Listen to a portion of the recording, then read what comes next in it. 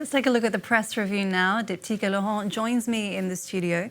Diptyque, you're starting with a spate of gang warfare shootings in the Belgian capital of Brussels. Yeah, that's right. It's so worrying that Politico has described it as being, quote someone as describing it as being like an episode out of the TV series The Wire.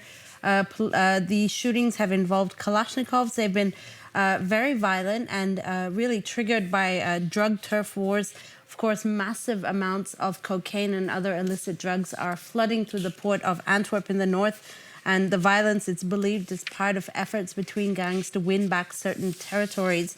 Now, what's happened is essentially, as you see on the front page of Le Soir, the Belgian paper here, there have been 3 shootings in just about the space of 24 hours this week, really rocking the Brussels. And as Le Soir reports, it's added to what was, quote, an interminable series of shootings in 2024. 89 such shootings took place. 9 people died. Dozens of people were also injured. It's completely unprecedented, and authorities are really at a loss at how to handle this. They've been holding emergency meetings to try and figure out how to stop the violence, but for the moment, there is simply no simple solution, the Belgian paper Le Soir says. And in its editorial here on the front page as well, the editor of the newspaper says that authorities must remain united in the face of an enemy that, I quote, we simply cannot control right now. And this, she says, is coming from the Belgian magistrate who declared an emergency situation, while also saying that there are simply failures in the strategy thus far to fight against this rampant drug crime, really engulfing the Belgian capital.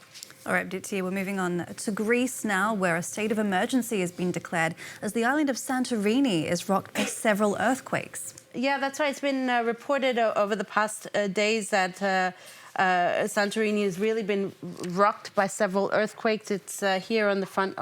It's here in the coverage of this Greek newspaper here. Since January 26th, more than 7,700 earthquakes have been recorded in the region, most of them with a magnitude of over 1.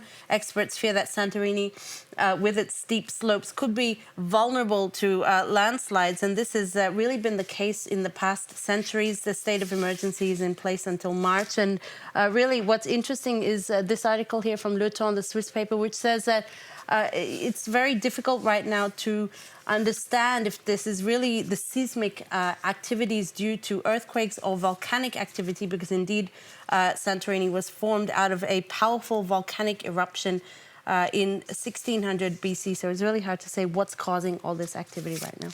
All right, well, for some sports news now. Rugby in particular, France is playing an all-important game in the Six Nations tomorrow against England at Twickenham Stadium. Yeah, that's right. And France has a not-so-secret weapon in its captain, Antoine Dupont, the best player in the world, really, and that's not even the French papers who are saying that. It's the British press. There's a lot of admiration and accolades here. The Guardian calling him rugby's Messi.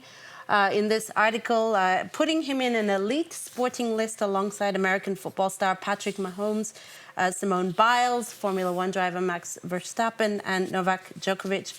There is very much that sentiment of admiration in the British, in the Independent today, which looks at the mystifying qualities that make France's alien Antoine Dupont the best in the world. Well worth a read in the British dailies today. And the sports pages of the French paper Le Figaro, meanwhile, are focusing on the financial woes of English rugby. Yeah, it's something quite interesting that Le Figaro are talking about today, how England, which it's worth reminding, is the only Northern Hemisphere team to have won a World Cup. Yet the team has really suffered a lot of defeats over the past years. The pandemic, in particular, put a financial and structural dent into English rugby union, adding salt to injury. The historical, mythical Twickenham Stadium was renamed Allianz Stadium after they struck a deal with the German insurance giant. Moreover, top rugby clubs have been forced to shut down due to financial problems. The sport in England, at least, has also suffered from an ideological crisis. Sign-ups at club level are in free fall. in a country where, of course, football reigns. There are also concerns around traumatic brain injuries, the violent nature of rugby, and also the sport has had quite a bit of trouble shaking off its image as a sport for, I quote, posh white boys. All right, Dipti, lastly from you, a new study has finally determined the optimal time you need to cook an egg. That's right, it's a challenge as old as time. I'll bring that picture up in a second. How to cook an egg, because cooking an egg, while on paper might seem simple, it's actually very complicated. The yolk, you tend to either overcook the yolk or undercook the white part. The yolk proteins cook at 65 degrees Celsius, while the white part of the egg cooks at 85 degrees Celsius. So therein lies the problem.